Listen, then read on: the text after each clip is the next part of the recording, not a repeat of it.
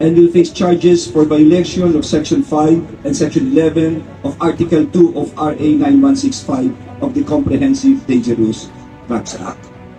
At dahil dito, gusto kong pasalamatan ng gusto ang team leader nito. At bibigyan ko siya ng spot promotion. Ito'y inano ko kay Chief. Alam niyo kung bakit? Mga kababayan, 13.3 billion. Napakalaking pera. Pero hindi nasilaw sa pera itong si De Luna at ang kanyang mga kasama.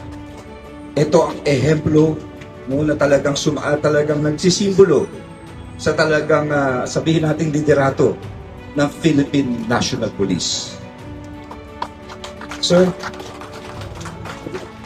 on this day, you are now promoted, spot promotion dahil sa kagalihang ginawa mo, sa katapangan mo, and of course, sa katapatan mo sa iyong tungkulin. Hindi ka nasilaw, hindi mo tinago ito, hindi mo binawasan buong-buo ang droga. Congratulations, we're so proud of you.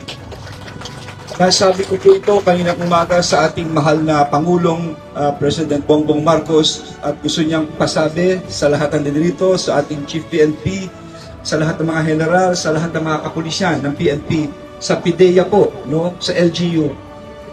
Siya'y talagang masayang-masaya and is very proud of all you. Congratulations.